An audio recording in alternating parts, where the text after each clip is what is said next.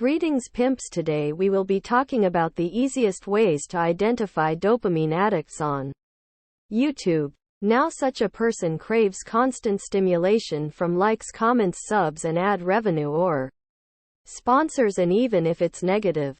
However, being an NPC goes hand in hand with dopamine addiction, as it's much harder, even dang near impossible, for an NPC to break such habits. The easiest way is by the thumbnails they use.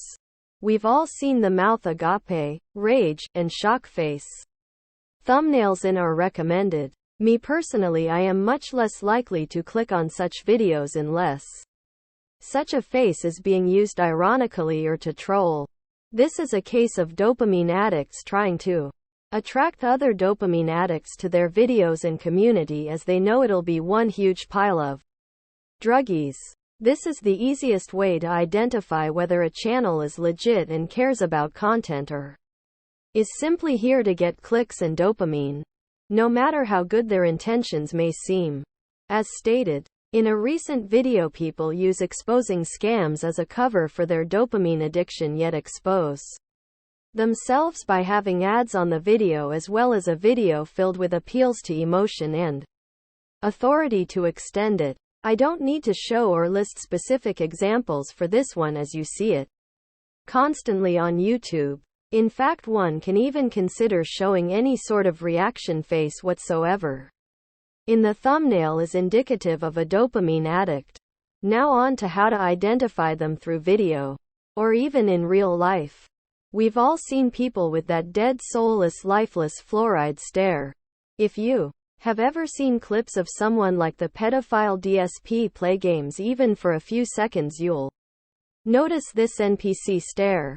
Another blatant example are the infamy abusing dopamine addicts such as Yang Ya Review Tech USA, and anyone whose content is based around complaining about someone or something. They're not taking in things surrounding them in real life or in game constantly, and they're seemingly staring blankly into space. This is why such dopamine addicts often have a tough time picking up patterns of bosses right away, and either take several tries, grind, or cheese.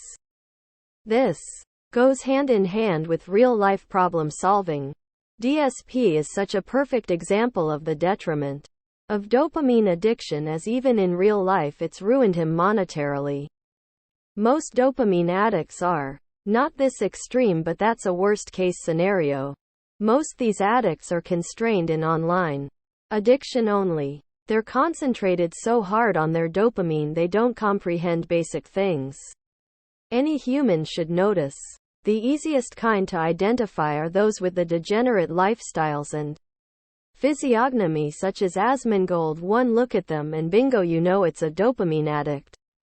Now there are harder ones to identify, but usually the thumbnail rule, ad and complaint usage, and soulless stare gives them away. Their NPC brain cannot allow them to fluctuate away from what brings in their cravings.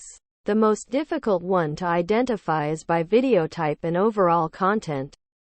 One needs to solve whether someone is doing something out of true enjoyment and purpose, or for attention and views or money. Once you figure it out, it's easy to tell almost instantly just by looking at the person's channel. This one is only needed to be utilized on rare occasions to identify an addict, as they almost always tell on themselves through the previous example types.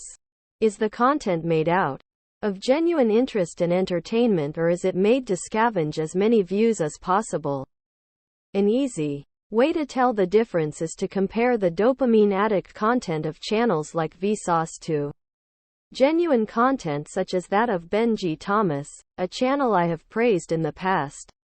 One is attempting to come off as pseudo-intellectual and make you feel smart for watching, thus gain dopamine for watching, while the other is making content with genuine interest and doesn't care whether the viewer feels smart or even if they watch.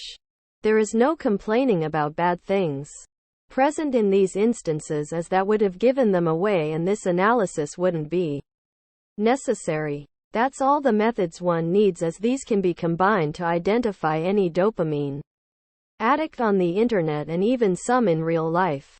That's all for now, pimps.